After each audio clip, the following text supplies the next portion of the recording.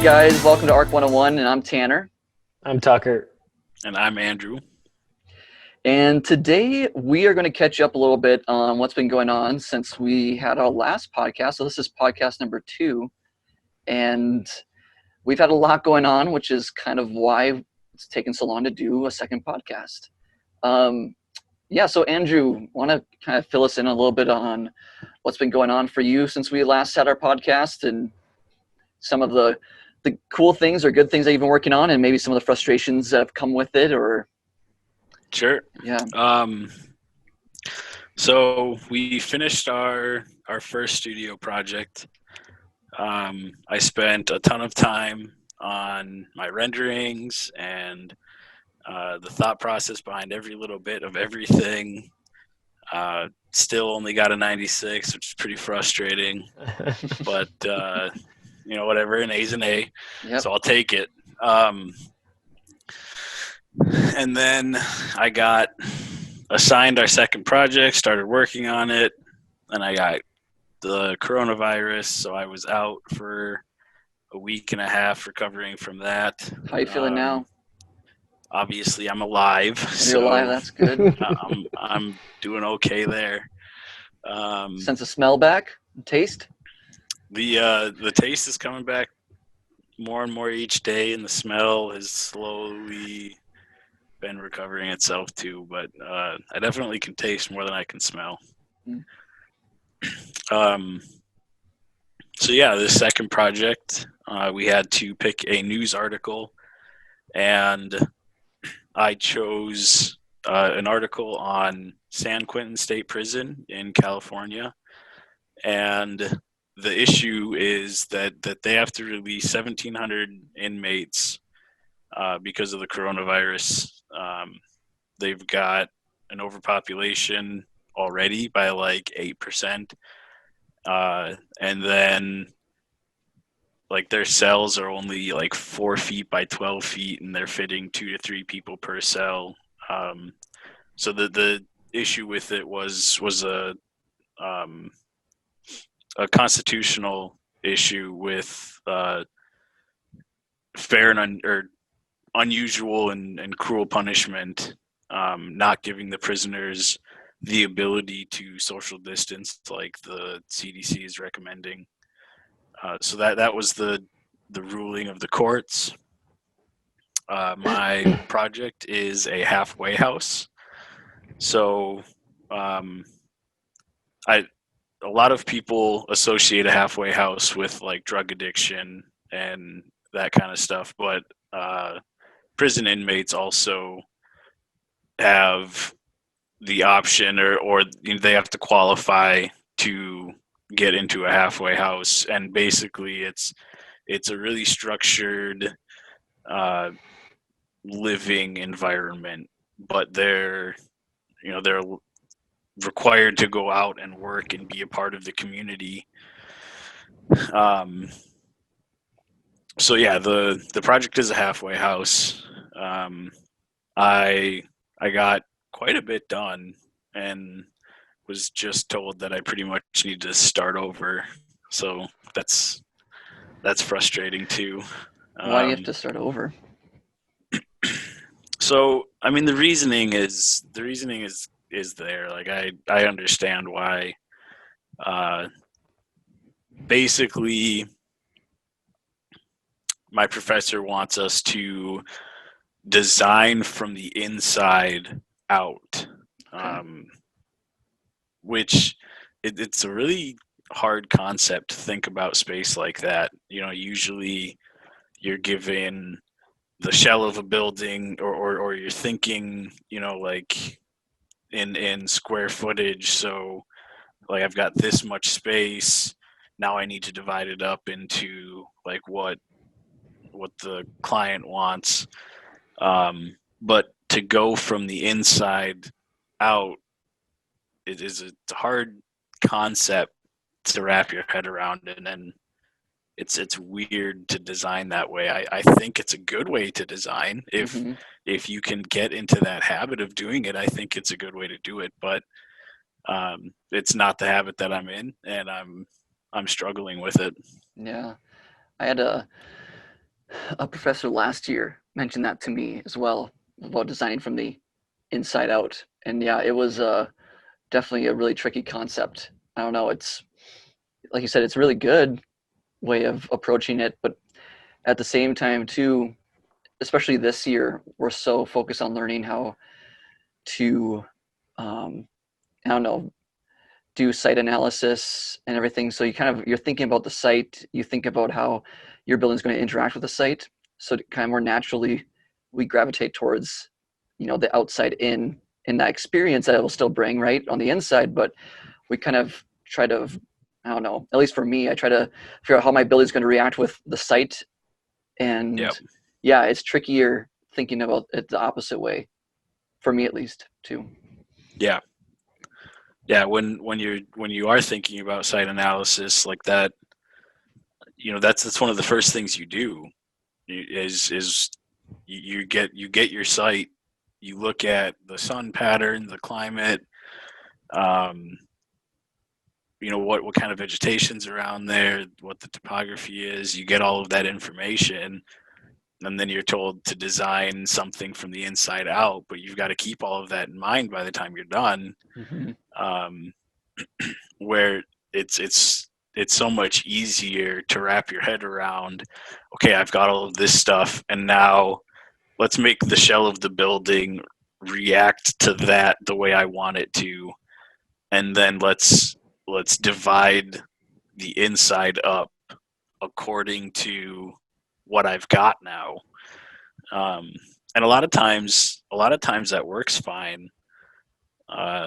But I think it would make you a better designer if you can get in the habit of designing from that inside, what the people are using, because architecture is all about that personal experience with the building.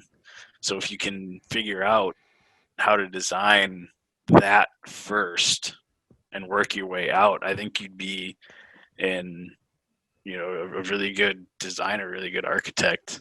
Yeah. Yeah. I don't think it's a requirement necessarily, but I think it might set you apart from others. It helps you look at buildings in multiple different ways, right? It helps you look at space in different ways and design in different ways. It just helps you be a more well-rounded designer. I mean, architecture is the designing of spaces, pretty much. Mm-hmm.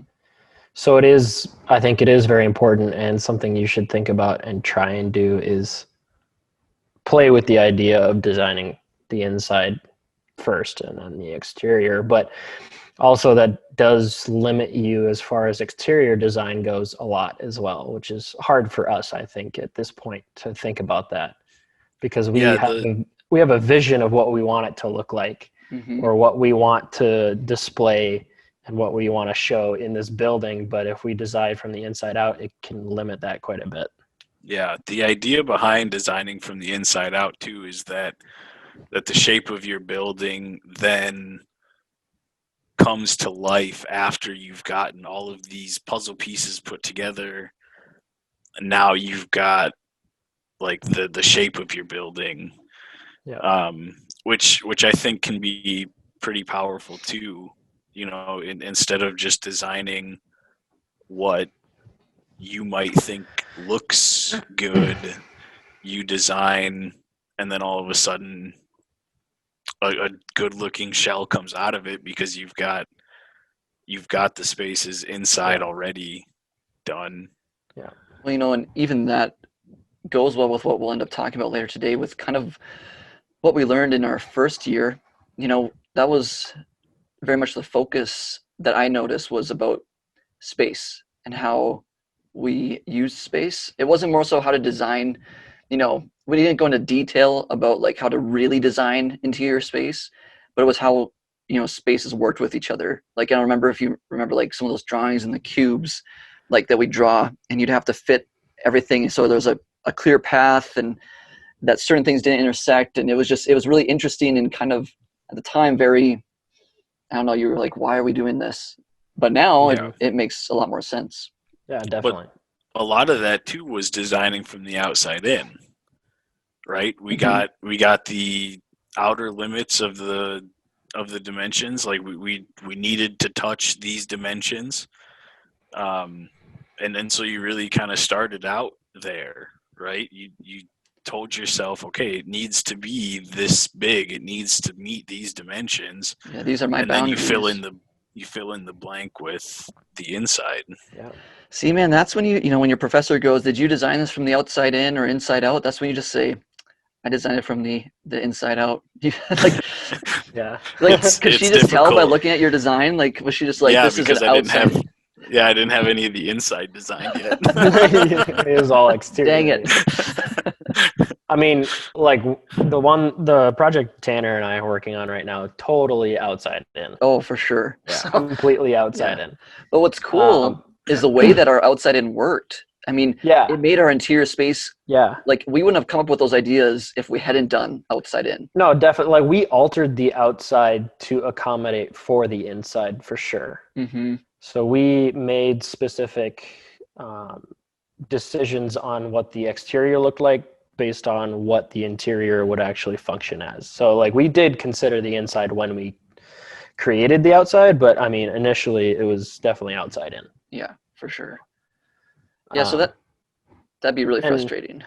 And what a lot of people don't realize is, like, architecture has a lot to do with the study of people and, like, how people move, how people walk through a building, what people think when they walk through a building, how people feel when they walk through a building. Like, it's kind of crazy, like, how much we study and think about how people will react or feel, or,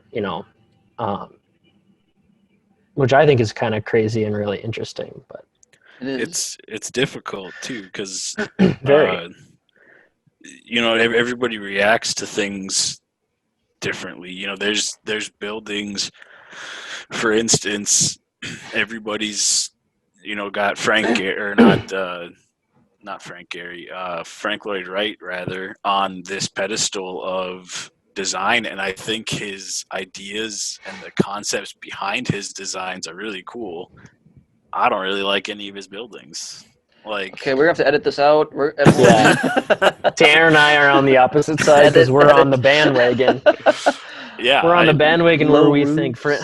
Frank Lloyd Wright is amazing. that just proves my point, though, that everybody reacts differently to architecture, and you can't please everybody all at once. Right. But and maybe, like, aesthetically, you personally don't think they're great looking, which I understand.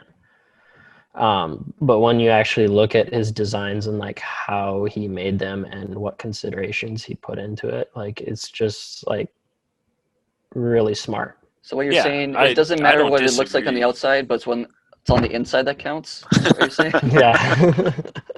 I don't disagree that he's a smart architect and that he was a good architect. But yeah, and I know you don't disagree with that. Yeah. I also think, like, Frank Gehry is a smart guy, but everybody just bashes him quite a bit. him because except for, he's like, a love or hate few. Yeah, it's really just a few of his designs that people really love, but, like, other than that, it's just kind of iffy. Yeah. Like, his Guggenheim, that was a good, beautiful building. There was quite a few of his designs that he tried to do it too crazy, and they just didn't work, and it wasn't a good construction, really. Had a lot of issues. Frank Gehry's.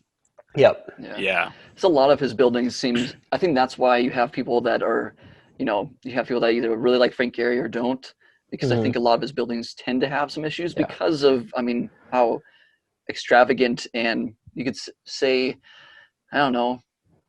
I don't want to say organic, but I just think of they are pretty organic. Yeah. I just think of the Simpsons episode where they crumbles up the piece of paper and throws it on the ground. yeah. I'm like, if I think of it that way, it sounds organic, but I don't know if that's. No, and I applaud him for trying to push the limits as much as he tries to do, because he really kind of tries to make something as wild as he can, and try and make it work. And I applaud him for trying to make that work and, like, really pushing the limits. You know, Now, you have to take that with a grain of salt, though, and you kind of have to take into consideration a lot of the other things where sometimes it's just not going to work, and you need to accept that, you know?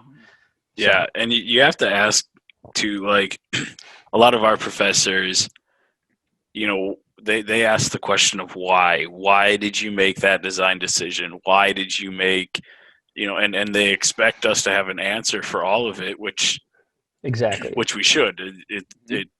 You should have a conscious decision as to why you made that. And I, excuse me, I think it looks good is not an answer. It would be really interesting to ask Frank Gehry Yeah. why, like, Yeah. why all of the curves? What does it mean? You know, whatever. And if Is it anybody's just a got the random answer to that, idea that you liked, or like what was Yeah. what was behind that? Yeah, sure. And I mean, what's sad is we're in third year right now, and it's crazy how many third years still say, I don't know, just cause. And I'm like, that's not an answer. Like Tucker and I are working on our project right now, Yeah. and like you were saying, Tucker, you know, we worked on the outside in, but then our exterior kind of adapted to what we were doing in the interior.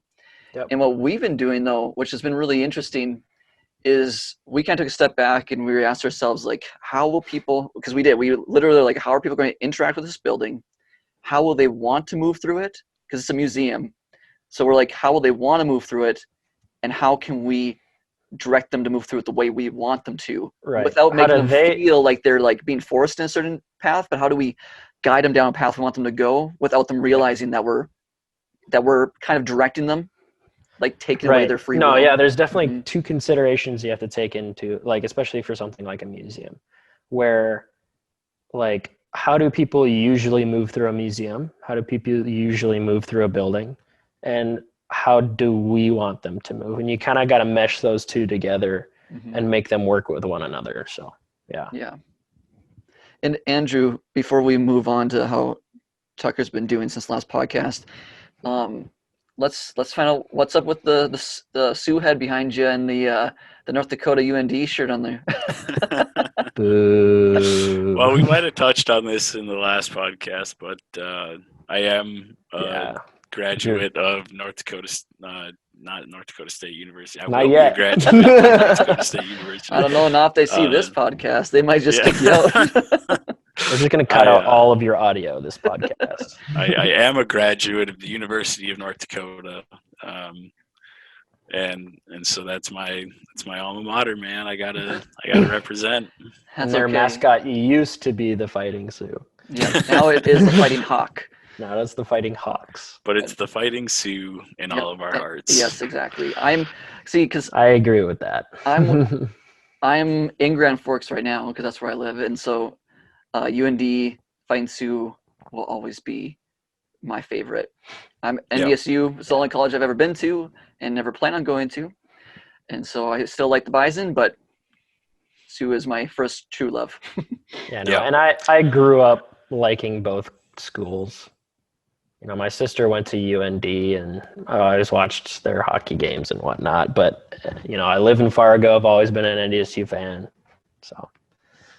Yep. Go Bison football. Go Sioux hockey. Roll Herd. So, Tucker, what have you been up to since our last podcast, which was like a month and a half ago? I mean, I think it was too long ago. We waited too long to do the second one. It's been so busy. We knew we did, and we just kind of kept pushing it off. But yeah, I've been doing good. Like Tanner and I finished our first project, and we're actually working on another project together again. Thankfully, I'm really happy that we're doing both our projects together because I would rather be with you than anybody else in our section. So. Same. That's so cute. Not that I don't like everybody in my section, but I just like Tanner the most, and we work well together. So we work surprisingly well together. I don't say surprisingly because anything. I don't think it's that surprising, but we work very well together. Yeah. I mean, I think it's just surprising how often we have the same idea. Like, you'll have an idea, and I'll be like, oh, I have one too. You go first. And, like, that's exactly what I was going to say. Yeah. And so it just works so well. our a lot of the designs times mesh up it's either the same exact idea or something extremely similar. Yep. You know, that's actually, that would be a really good bit for either later in this podcast, or we can talk about it now, or next podcast is, you know, group work and how to communicate with one another and get things done efficiently, effectively, without coming out the other side either hating the project or hating your group mates. Especially when you're distancing too. Yeah, during this time especially, it's tricky. But yeah, so we finished our first project. It went really well. We got an A. I don't know percentage-wise because Reagan doesn't do Blackboard, so he just throws up a grade on our transcript for our midterm grade. So, but we love him, so we don't have to beep it out. Yeah, so it's fine. Oh yeah, oops. That wasn't a bad thing though, so it's fine. We only beep out the bad things. Yeah. No, but it went really well. We did our. It was a competition. Yeah, we did our Puzzle City project, and it was supposed to be a competition, but we did not finish in time in order to submit it, we only had like 2 weeks to do it. So. Yeah, we had 2 weeks. It was an international competition that if school had been in session, we would have had about 7 months to work on it. And we had to do 4 city blocks. 200 meters by 200 meters. And it was very specific, had to house up to 35,000 people, 60% of it green, all sorts of stuff. So yeah, we were at a disadvantage for getting it to be turned in on time. Yeah. Some of our classmates turned it in, but they didn't account for all of the things that was necessary. And we really wanted to focus on that, so we didn't turn it in, but we turned it in as our studio project. And it's our midterm project on time. So and for those hundreds of thousands of people listening right now that that don't know what 200 meters is, I was just about to mention that. 660 feet. Yep, roughly 660 by 660 feet, which is insanely huge. Yeah. So I designed 2 of those blocks, and Tanner designed the other 2. Really fun project. That was. We can talk more about in more depth of our third year projects in our 4th podcast when we get there, because we're gonna try and focus on first year when we're done with our intros here. But and then we actually got to work on an international workshop project that was actually really fun. Designing a museum in Tacoma, North Dakota at the missile field, which is actually the project we're working on right now too. It's the same one, but it's just I meant to spark some ideas and stuff. So it was pretty cool. Yeah, and we did that for a week with people from architecture school in New York and an architecture school in Germany, which was really awesome. Yeah. And, and that's one thing too with, I know there's a lot of crappy things that come along with COVID, right? And a lot of things that is inconvenient for school-wise and distance learning, but there's also some really cool opportunities and doors that open from that too. Yeah, definitely. The fact that we got to do that, we wouldn't have done that if we weren't on this kind of, right, because this whole Zoom platform thing, we probably would have never done it. Yeah. If it wasn't for this. So that was really cool.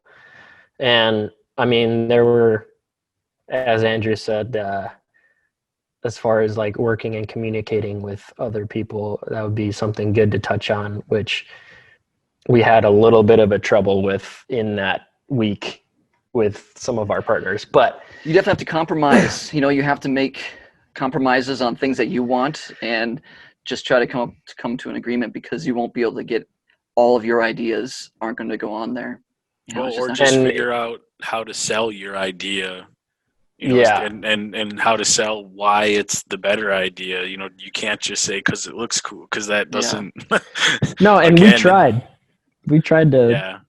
We tried to put our opinion in, and there was one major design. It was bad.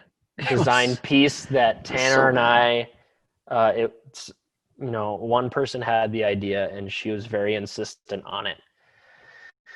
And Tanner and I don't know about the other 3, but Tanner and I definitely did not agree at all, and we really, really tried. Obviously, we weren't, um, We weren't jerks. we weren't jerks about it. We went about it very professionally and really displayed the reasons why we didn't think it would work. Yeah. Well, and it and didn't. a six-person team's a hard number. I mean, that's Yeah. a lot of minds. It's a lot of ideas, and architects tend to be more of a type A personality. Mm-hmm. And when you get all that together, that's right. Especially the fact that, you're all strangers, right? You're working with each other. Obviously, we're all by two, so we're going to stick with our studio partners for the most part. We kind of band up, together. So it's, different if you're working with the three of us and one other person that we know. It's easier to we know each other to communicate that. It's easier to have those conversations.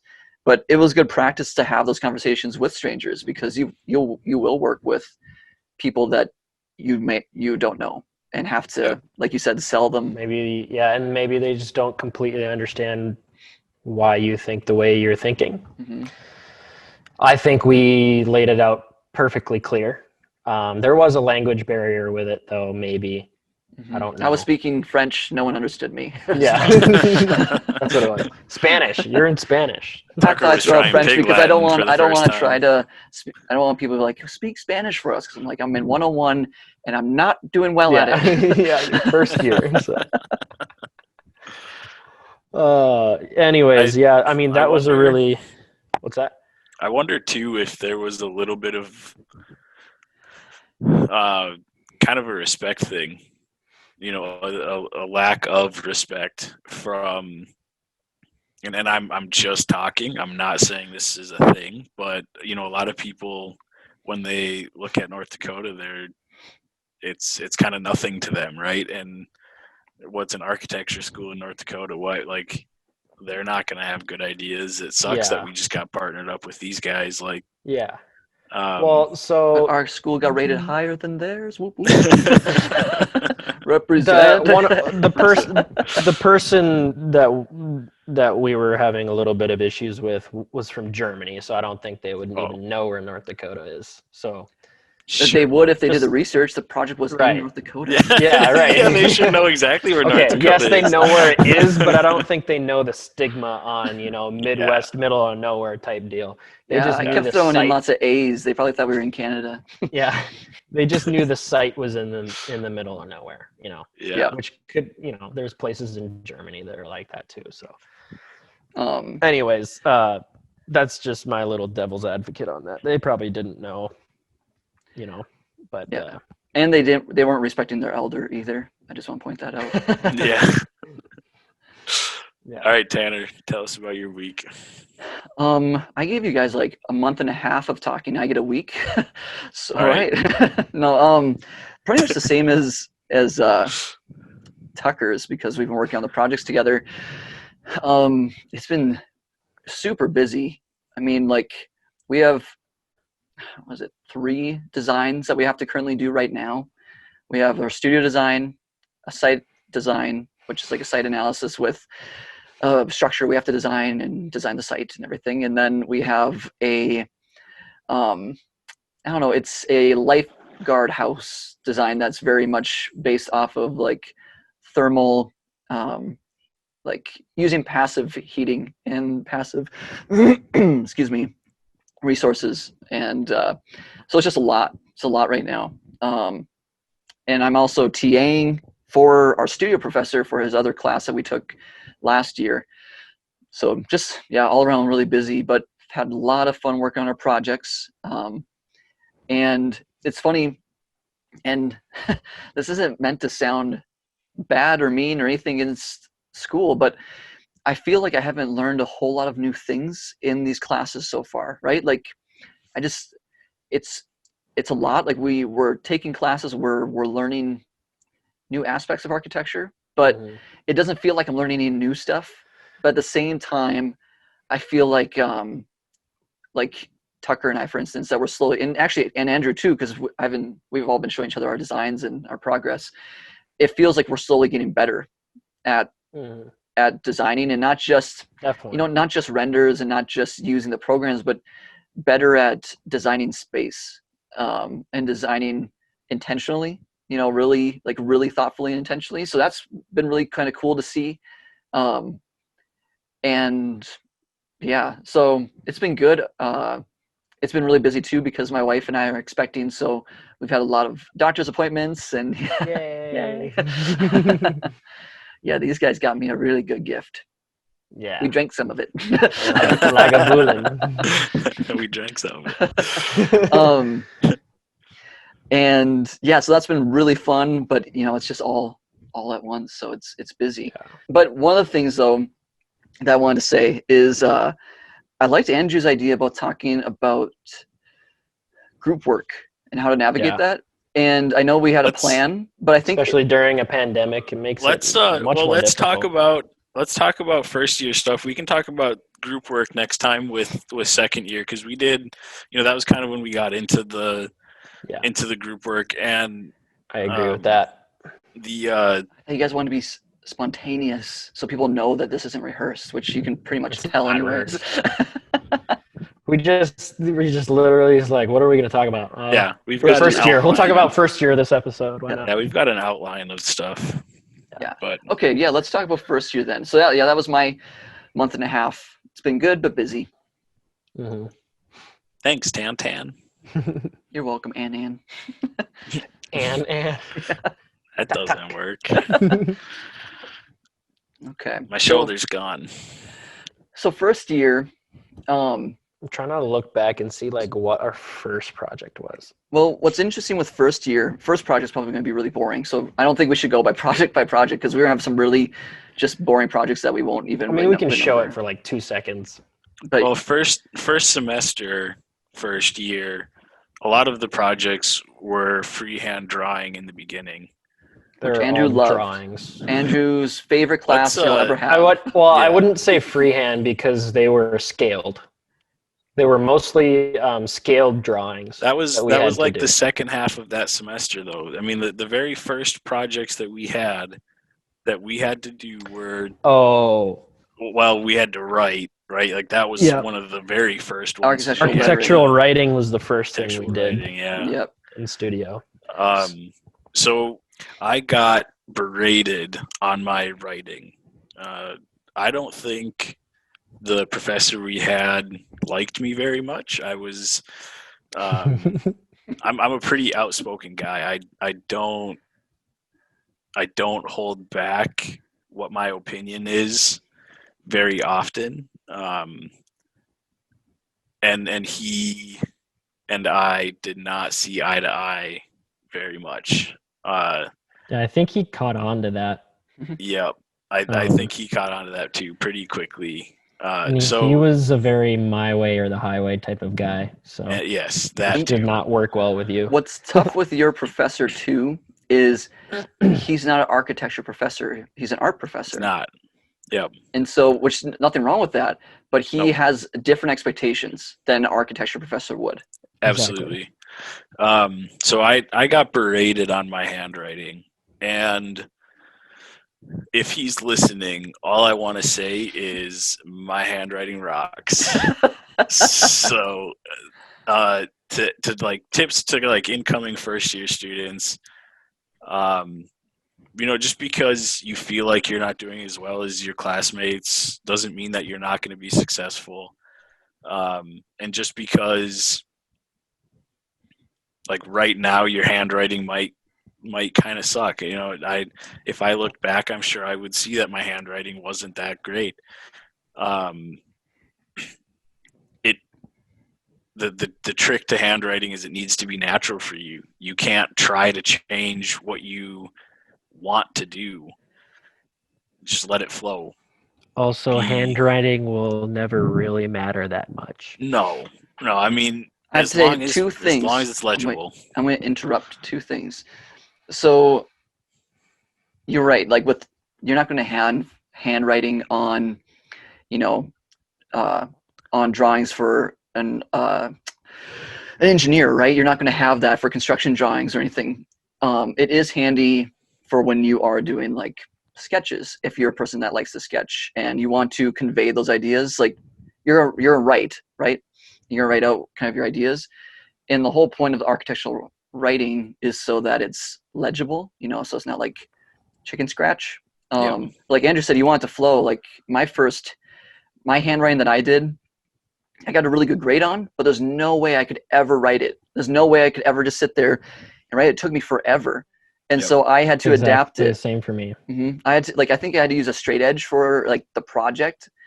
And then when I started writing it, it looked really bad. It just looked like crap when I would try to do it quickly. So I had to do what Andrew said and adjust it to be more natural, but still have it be architectural handwriting. And it's completely different from my project, but it's good. It's taken me a while. It takes practice, honestly. Yeah, you have to commit, right? You gotta, everything that I write now is in architectural, in my style of architectural handwriting. Everything I do is that way. It does take me longer to write something than it would if I was just to like quickly go with it, but it is getting faster and it is getting better and it's getting more consistent. So it's also nicer looking. Yeah. Yeah, it does look way nicer than my like natural handwriting. Everybody is gonna, form your own style of architectural writing. Yeah. And not everybody even takes up that style anyway. Yeah. I've seen many people, they still write normally. I write in all caps now because I think it looks nicer and it does look more professional. And, on the note of how Andrew's writing assignment went, mine came in and he was in awe of it because I did spend a lot of time on it. And he was like, it literally looks like a robot wrote this and it looks perfect. I was like, sweet. Because you printed it off. I did. Hello, computer, professor. Went online and used a printer, just a font from Word or whatever. So the point there is that just because like, in high school and like my previous college degree, my handwriting was terrible. My natural handwriting was bad. Yeah, mine was too. But just because you've got terrible handwriting doesn't mean you won't succeed. Like there's a lot more that's into an architect than being good at drawing, and we can get into that later. But there's a lot more than being good at drawing and being good at handwriting. There's just a lot more to it. Yeah, and let's go into drawing since you mentioned it, because that's very much a beginning part of the first semester. And that's the thing is, a lot of people go into architecture because you love to sketch, you love to draw, which is great. I mean, it's a great profession to go into if you enjoy that, if you enjoy doing that. But you don't have to be a good drawer or sketcher to go into architecture. Honestly, if you can convey an idea, that's the main thing. And right away, you'll probably have projects where, actually not probably, right away you'll have projects where you're drawing them and you're using your hand drafting and everything, and which is part of the process. But really what we use sketching for now is just mostly for ourselves. Like my sketchbooks aren't for anyone else but me. So I sketch, if it's a bad sketch, it doesn't matter. It's for my eyes. If I want to show someone it, I can. But what I started doing is I really started focusing on sketching in pen. So I didn't worry about mistakes. Mistakes happen, it was fine. You just keep going. And it was, you kind of, if you let yourself, you can develop a more architectural style of sketching. So when mistakes happen, it doesn't really look like it's a mistake. It just kind of goes with it. And you just let your lines scribble. Like I hold farther back on my pen than I used to. I used to hold like really close and precise, like grab this. So I used to like really hold right up here when I'd sketch. I'm a lefty, so that's why my hand hold looks awkward, because I was taught by righties. But now when I sketch, I more hold it back here, and it's just, I purposely put squiggles in and stuff. And so, yeah, I mean, everyone has a different way that they. And your sketches still look really nice, even if you do it that way. Like, honestly, it looks almost more professional the way that you do it, in my opinion.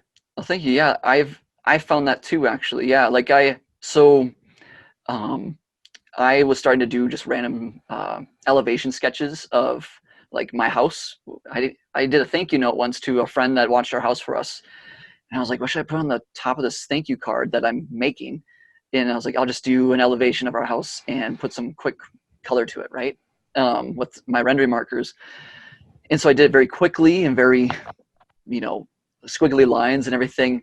And I gave it to them. And this person, her father is an artist who had exhibits and was art professor. And she took art from him and everything. And so I'm not to my own horn, but when I gave it to her, fell in love with it, like just loved it. And she's like, she framed it, put it up, but she goes, Wow. I want to hire you to do one for our friends for Valentine's Day.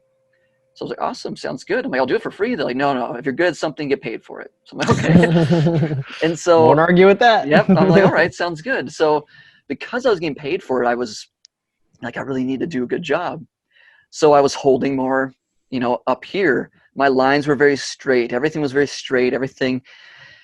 And I did like a few different ones. I just said, none of these are set. They don't take me very long. They take me about 10 minutes to do. Let me know your thoughts. And she was just like, it's just not looking anything like what the one you did for me. And I realized it's because there wasn't the pressure. Trying too hard. I wasn't trying. Yeah. So I went back. I had, I think, 4 different drawings of it. And on my 5th one, I just did what I did the first time. I just let it squiggle. I would make multiple lines for the top of like the roof. If I messed up, it didn't matter. I just kept going. And when I showed them that one, they're like, yes, that's the one. And when they gave it to their friends were like, who did this for you? We want more of these. And they're like, well, he gave us 4 other ones. Here's these. So yeah, I mean, and literally it took me like 10 minutes to do. I mean, it was just, so it's, again, sketching, you don't have to be a good sketcher. You can, everyone has their own style, and you don't even have to sketch. Okay, that is like swearing. Andrew doesn't sketch. That is like swearing in architecture. And I know so many architects would be like, okay, these people are dumb. I love to sketch, and I think sketching is important, but you don't have to. It's just not how I think. It's not my thought process. It's not my design process. It's I have a really hard time portraying what's in my head on paper, but I'm really good at developing what's in my head. Yeah, thinking about what people need to draw down to see. I catch those things in my head, and so like when I'm ready to go do my 3D renderings, I've got a pretty solid idea of where I want to go, and if I need to change anything on the 3D softwares, it's easy enough. Yeah. And one thing too, Andrew doesn't, like you said, he doesn't think that way. His ideas don't come through sketching, right? They just come more organically and naturally and are in his head, and he can just put it right onto a computer software. For me, I have to sketch out my ideas. Like I will literally just look at a piece of paper and just start moving. I'll just start the pen going, doing stuff, and then pretty soon things start coming. But one thing Andrew can do, even though he's not a sketcher or doesn't like drawing and sketching, he still can convey ideas through sketching. You've had to do that multiple times, especially through the Zoom platform, right? Like there's been multiple times where you've just done a quick scribble of an idea, and that's all it is. Yeah, I mean, it's the quickest way. Yep. So it is hard for me to try to convey that. I can do it. It takes a couple of tries. It does help too that I've been working with you guys, and you guys kind of understand my mind a little bit better. Yeah. But I think if I needed to, let me get my shoulder back. There we go. If I needed to, convey an idea to somebody quickly, I think I could. It probably wouldn't be as quickly as you guys could. Yeah. And I am honestly completely halfway between the both of you on this. Like I do like to sketch, but I'm not very good at it, I would say. I have a lot of times where I have an idea in my head and I just can't draw it. Like it just doesn't really go on the paper as well as I want it to. And so I will just go into a program and lay it out like Andrew does all the time. And then sometimes there are things that I just I'm thinking about in my head. And the quickest way for me to just get it out is to just draw something. And no matter if it looks good or if it only makes sense to me, because most of the time it will only make sense to me, where I'll just like quick draw something out of like, this is an idea for a shape that I had. This is an idea for whatever. And then I'll like, a lot of the times I'll write notes next to it. So I remember like what exactly I was thinking of and like what orientation I wanted it in or whatever. You know, some of the times I can't sketch what I'm thinking because either it's too complex and I just can't quite put pen to paper, whether it's perspective or, you know, it's just a little too detailed maybe. Yeah. But a lot of the times my sketches will be very basic and just outlines of something that I had an idea of. And then like I said, you know, notes right next to it. So I make sure that I remember what exactly I was thinking. Yeah.